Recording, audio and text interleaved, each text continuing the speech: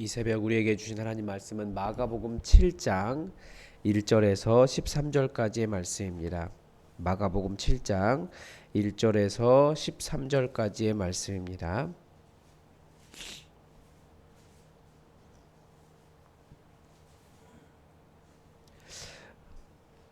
우리 하나님의 말씀을 다 함께 받들어 읽겠습니다. 바리새인들과 또 서기관 중 몇이 예루살렘에서 와서 예수께 모여들었다가 그의 제자 중 몇 사람이 부정한 손 곧 씻지 아니한 손으로 떡 먹는 것을 보았더라. 바리새인들과 모든 유대인들은 장로들의 전통을 지키어 손을 잘 씻지 않고서는 음식을 먹지 아니하며 또 시장에서 돌아와서도 물을 뿌리지 않고서는 먹지 아니하며 그 외에도 여러 가지를 지키어 오는 것이 있으니 잔과 주발과 놋그릇을 씻음이러라. 이에 바리새인들과 서기관들이 예수께 묻되 어찌하여 당신의 제자들은 장로들의 전통을 준행하지 아니하고 부정한 손으로 떡을 먹나이까? 이르시되 이사야가 너희 외식하는 자에 대하여 잘 예언하였도다. 기록하였으되 이 백성이 입술로는 나를 공경하되 마음은 내게서 멀도다. 사람이 계명으로 교훈을 삼아 가르치니 나를 헛되이 경배하는도다 하였느니라. 너희가 하나님의 계명은 버리고 사람의 전통을 지키느니라. 또 이르시되 너희가 너희 전통을 지키려고 하나님의 계명을 잘 저버리는도다. 모세는 내 부모를 공경하라 하고 또 아버지나 어머니를 모욕하는 자는 죽임을 당하리라 하였거늘 너희는 이르되 사람이 아버지에게나 어머니에게나 말하기를 내가 드려 유익하게 할 것이 고르반 곧 하나님께 드림이 되었다 하기만 하면 그만이라 하고 자기 아버지나 어머니에게 다시 아무것도 하여 드리기를 허락하지 아니하여 너희가 전한 전통으로 하나님의 말씀을 폐하며 또 이 같은 일을 많이 행하느니라 하시고 아멘.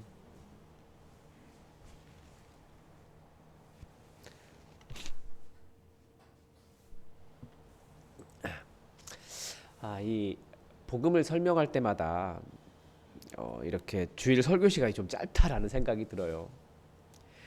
우리가 우리의 공로 없이 예수님의 십자가의 공로로 하나님의 용납을 받았다고 해서 아무것도 하지 않아도 된다라는 뜻은 아닌데 이게 복음을 설명하다 보면 약간 그런 식으로 느껴지기도 하거든요.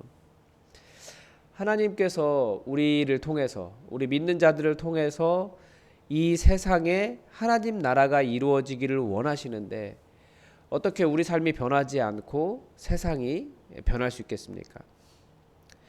예수님께서 회개하라 천국이 가까이 왔느니라 하나님 나라가 가까이 왔느니라 라고 말씀하신 것은 삶이 완전히 달라져야 한다라는 것입니다. 완전히 달라져야 되는데 그 방식이 무엇이냐? 우리 세상처럼 무엇인가를 어떤 기준을 딱 정하고 그것에 도달하면 잘하고 못하면 실패한 사람 이런 것이 아니라 못해도 정말 예수님께서 십자가 위에서 죽으셨던 그 십자가의 방식으로 사람들을 살리고 다시 일어설 수 있게 하고 내가 죄인이기 때문에 내가 남을 정죄하는 것이 아니라 내가 죄인인데 누구를 정죄합니까? 사람을 사랑하고 섬기면서 그렇게 세상을 변화시켜가는 그 예수님의 방식을 따라가는 것이 회개입니다. 또 회개라는 말은 굉장히 많은 말을 담고 있어요. 그래서 이 변화를 예수님의 그 용어로 말한다면 이게 한마디로 회개고 우리 시대로 말한다면 뭐 전환, 변화 이렇게 말할 수 있고 구약적인 용어로 말하면 거룩이라고도 말할 수 있습니다. 그런데 이 단어라고 하는 것이 이 단어라고 하는 것은 어떤 개념을 전달하기에는 굉장히 많은 설명이 필요합니다. 그렇지 않고 그 단어 하나만 가지고 이 회개, 뭐 거룩, 뭐 전환, 변화 이런 개념들을 파악하면 성경이 원래 원했던 의미했던 것과는 조금 다른 이 시대에는 맞지만 원래의 뜻이 아닌 뭐 그런 개념을 붙잡고 잘못된 일에 열심을 낼 수 있는 그런 함정이 있습니다. 오늘 본문도 그런 것을 보여준다라고 생각이 돼요. 바리새인들과 서기관들이 예루살렘에서 예수님을 찾아왔습니다. 왜 찾아왔냐면 예루살렘에서 파견된 거예요. 지금 갈릴리에서 예수라는 사람이 엄청나게 많은 사람들을 모으고 뭐 설교도 하고 하나님의 이름으로 사용을 하고 집회도 하고 세례도 주고 치유도 일어나고 기적도 일어난다는데 이 사람이 진짜 건전한 사람인지 한번 조사를 해봐라 라고 해서 파견을 한 거죠. 그래서 우리 시대 같으면 이렇게 하겠죠. 뭔가 이렇게 태블릿을 들고 항목 체크해 가면서 잘하고 있나 이렇게 쳐다본 거예요. 그래서 이렇게 조사해 보니까 딱 걸렸어요. 제자들이 음식을 먹는데 손을 씻지 않고 먹는 거예요. 그래서 2절에서 그의 제자 중 몇 사람이 부정한 손 곧 씻지 아니한 손으로 떡을 먹는 것을 본 거죠. 이게 왜 문제가 되었느냐? 3절에 설명해 보면 음식을 먹기 전에 손을 씻고 시장에서 돌아와서 몸을 씻고 잔과 주발과 녹그릇에 물을 뿌리는 것이 유대인들의 전통이었습니다. 그런데 이걸 안 지킨다라는 거예요. 여기에 왜 이 사람들이 이렇게 했냐면 유대인들이 이렇게 했냐면 성전에서 제사를 드릴 때 제사장들이 이렇게 손을 씻습니다. 구약 성경에 이제 거기에 정결이라고 하는 말이 나오니까 정결하게 하고 제물을 드려라라고 하니까 이게 손을 씻는 것이 정결한 것이구나라고 해서 이 정결이 손을 씻다가 거기서 나와서 손을 씻다가 그릇도 씻다가 시장에 갔다 오면 몸도 씻다가 잔에 잔 이렇게 놓여 있는데 물도 뿌리면서 이렇게 하는 것이 유대인의 전통이 되었습니다. 이것을 해야지 거룩하게 된다. 정결이라고 써 있지 않느냐라고 해서 정결법이 되었습니다. 그런데 예수님께서 정결을 설명하시면서 그것을 말씀하시는 것이 아니고 다른 것을 이야기하십니다. 하나님께서는 분명히 이스라엘에게 너희는 거룩하여라 라고 말씀하셨습니다. 그러니까 이렇게 거룩하게 되는 일, 정결하게 되는 일은 명령이었던 거예요. 그런데 이렇게 물 뿌린다라고 정결하게 되는 것이 아니라 예수님께서 말씀에서 가르쳐 주신 것은 하나님을 따라하는 것이, 하나님을 닮아가는 것이 거룩입니다. 그래서 예수님께서 이렇게 질문하세요. 반대로 어찌하여 당신의 제자들은 장로들의 전통을 준행하지 아니하고 부정한 손으로 떡을 먹나이까? 죄송합니다. 예수님께 직접 그렇게 물어본 거죠. 그 바리새인과 서기관들이. 예수님의 대답은 간단했습니다. 너희가 외식하고 있다. 너희 외식하는 자였습니다. 그러면서 이사야 선지자의 글을 인용하셨습니다. 입술로는 나를 공경하지만 마음은 내게서 멀도다. 사람의 계명으로 교훈을 삼아 가르치니 나를 헛되이 경배하는도다. 너희가 하나님의 계명은 버리고 사람의 전통을 지키느니라. 그러면서 실제 부모 공경에 대한 말씀을 하십니다. 이 구조가 레위기 19장의 구조를 그대로 반영한 것입니다. 레위기 19장이 그 거룩에 대한 장인데 거룩은 하나님을 닮아가는 거예요. 하나님의 마음을 따라가는 것이고 어떤 규정을 지키는 것이 아니고 규정을 지키는 이유가 무엇입니까? 하나님을 닮아가기 때문에 지키는 거예요. 그 중에서 이제 너희 그 19장 2절에서 너는 이스라엘 자손의 온 회중에게 말하여 이르라. 이게 이제 모세에게 말씀하신 거죠. 너희는 거룩하라. 이는 나 여호와 너희 하나님이 거룩함이니라. 하나님께서 이스라엘에게 그렇게 거룩을, 그러니까 나 닮은 거룩을 행해라라고 하시면서 가장 먼저 하신 명령이 뭐냐면 너희 각 사람은 부모를 경외하고입니다. 거룩에 대한 첫 번째 명령이 얼마나 잘 씻었느냐, 안식일을 철저히 준수하였느냐, 이것이 아니고 부모 공경이었다라는 거예요. 하나님의 마음을 따라가는 겁니다. 사람을, 부모님을 공경하는 것.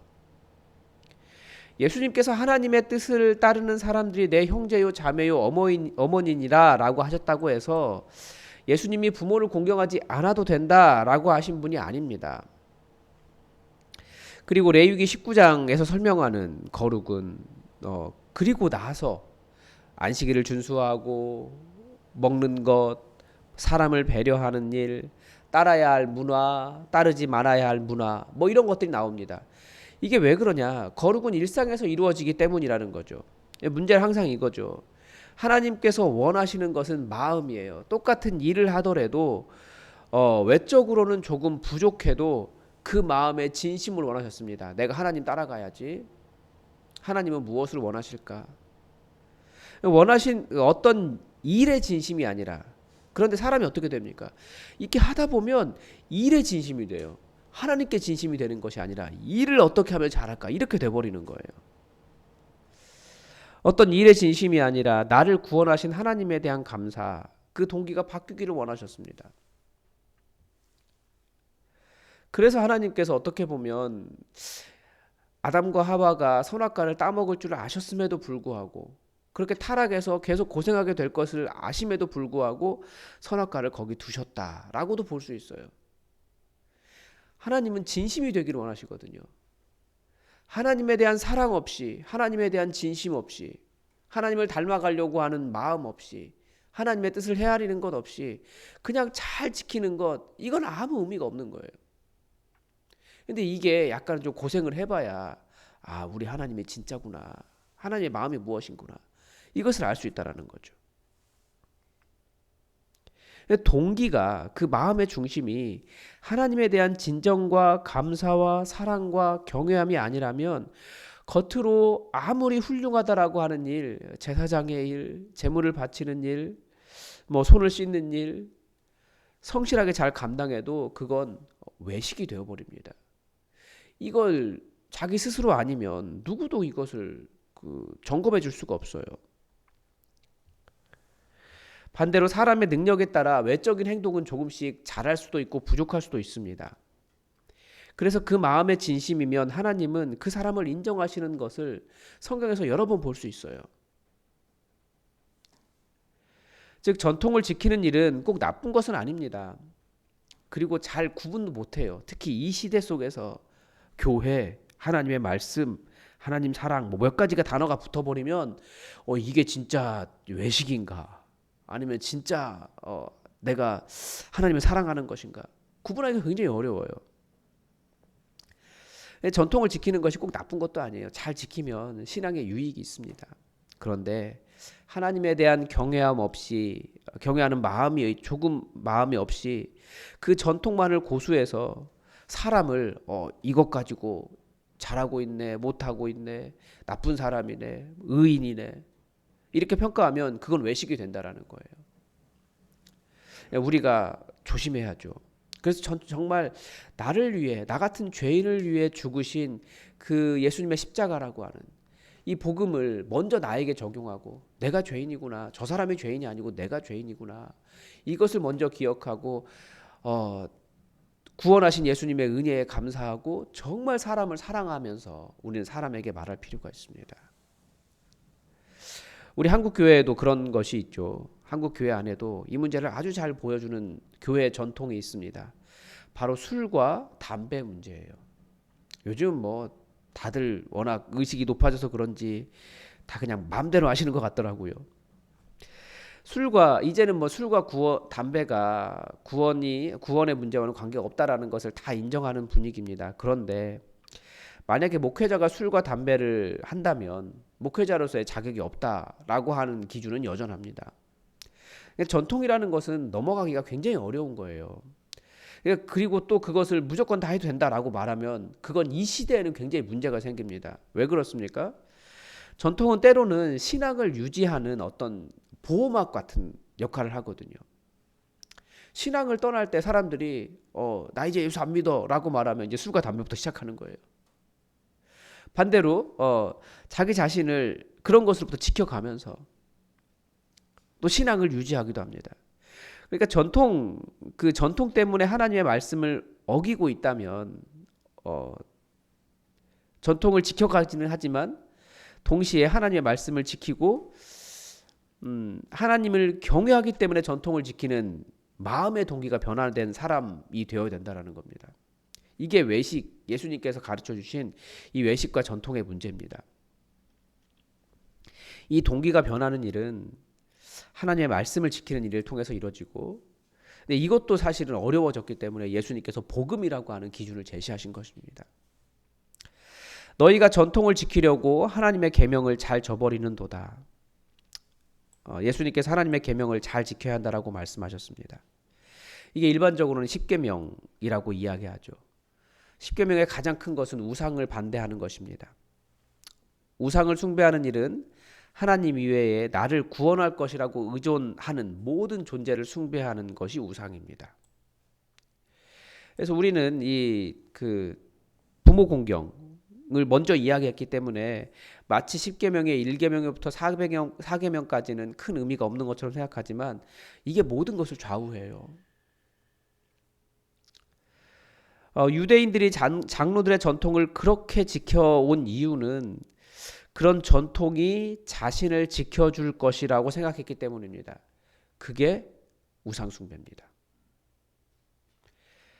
그러니까 전통도 우상숭배가 될 수 있고요. 우리가 신앙이라고 붙잡고 있는 행동들이 전부 다 우상이 될 수 있어요. 그것이 나를 지켜줄 것이다. 내가 이렇게 잘했기 때문에 하나님께서도 나를 용납하실 것이다. 예수 그리스도의 십자가가 아니라, 예수 그리스도의 십자가의 그 공로가 아니라 하나님이라고 이름이 붙어있는 그 어떤 것조차도 그게 내가 잘한 것이고 이게 나를 지켜줄 것이다라고 생각하면 그게 장로의 전통과 같은 것이 될 수 있다라는 거죠. 반대로 그런 행위나 음식이 내 구원과 관계없다고 해서 막 사는 것도 절대 하나님을 경외하는 삶이 아닙니다. 하나님은 이 땅을 하나님 나라로 변화시키기를 원하시기 때문에. 그래서 복음을 통해서 우리는 마음의 동기를 변화시키고 정말 예수님의 십자가의 방식을 따라가는 삶을 우리가 배워야 됩니다. 제가 이것을 어디에서 보았냐면 예전에 제가 이제 드라마 얘기를 가끔 하는데요. 저는 이 드라마를 역사 드라마를 잘 보지 않았습니다. 어렵더라고요, 역사 드라마는. 그래서 최근에 하나 보기 시작한 것이 있어요. 고려 거란 전쟁이라고요. 네. 너무나 많은 이야기를 산밭적으로 해서 약간 포인트 잡기가 어렵긴 하지만 우리 역사를 이해한다는 면에서, 그리고 몰랐던 우리 나라를 지켜갔던 양규 같은 장군들을 알게 되고, 너무 멋있게가 아니고 정말 그 처절하게 그려놔서 이렇게 좀 배우는 마음이 생겼어요. 그런데 최근의 내용은 이렇습니다. 고려의 무신들이 정변을 일으켜서 권력을 잡았더라고요. 그런데 그 무신들이 권력을 잡으니까 고려의 황제가 그 무신들에게 당신도 고려의 신하 아닙니까? 그러니까 내 말을 들으십시오. 명령을 해도 그 무신들이 왕의 말을 무시합니다. 그런데 말마다 다른 사람들에게는 황제를 잘 모셔라 라고 이런 명령을 자기 부하들에게 하는 거예요. 황제를 잘 모시는 것, 그렇게 말하는 것은 황제라는 존재를 잘 인정해서가 아니라 이용하는 것입니다. 그러면서 황제를 쥐고 흔드는 거죠. 때로는 황제를 죽여버리겠다라고 황제를 위협하기도 합니다. 그리고 황제에게 소리도 지릅니다. 이런 무신들은 신하라고 하는 이름을 가지고 있었지만 충성되었다라고 말할 수는 없어요. 신하의 일들은 다 해요.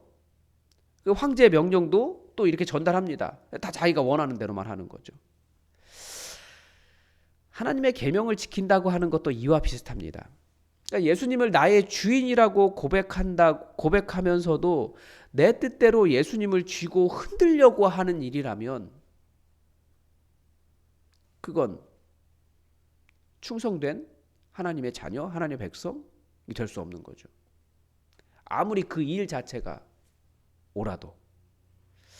어제 장면에서는 그 무신이 황제에게 술을, 어제 장면이 아니죠. 이제 제가 쉬는 날이기 때문에 본 거예요.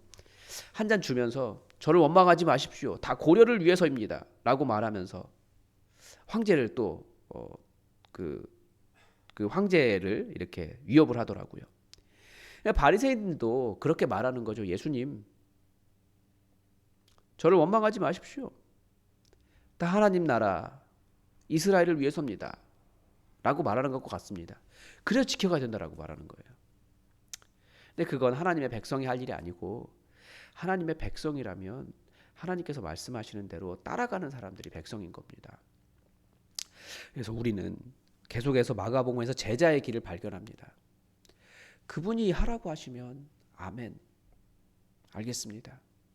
제가 옳아 보여도 이거 주님께서 원하시는 일이 무엇인지 제대로 하겠습니다 하는 것이 제자입니다.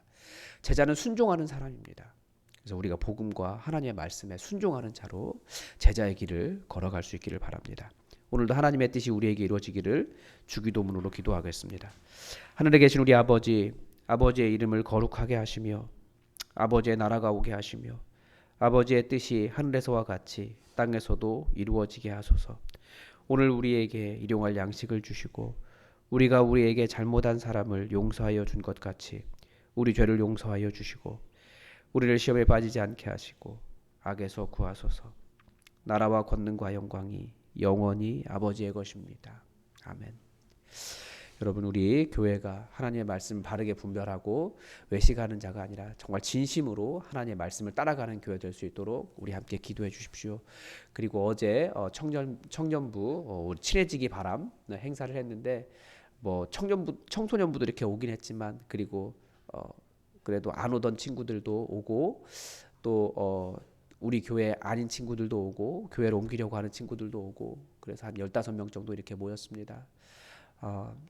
우리 청년들이 스스로 사역을 만들어 가고 있어요. 찾아가고 있어요. 그래서 우리 청년부가 어떻게 사역해야 될지 배워가고 그리고 그 일들이 어떤 부흥의 동력으로 나타날 수 있도록 청년부를 위해서 함께 기도해 주시기 바랍니다. 그리고 왔던 친구들이 모두 다 우리 청년부 안으로 들어올 수 있도록 또 함께 기도해 주시기 바랍니다. 우리 자녀들을 위해서도 기도해 주시고 그리고 황존 직부자 선거를 위해서도 기도해 주십시오. 우리 교회를 위해서 기도해 주십시오. 우리 다 함께 기도하겠습니다.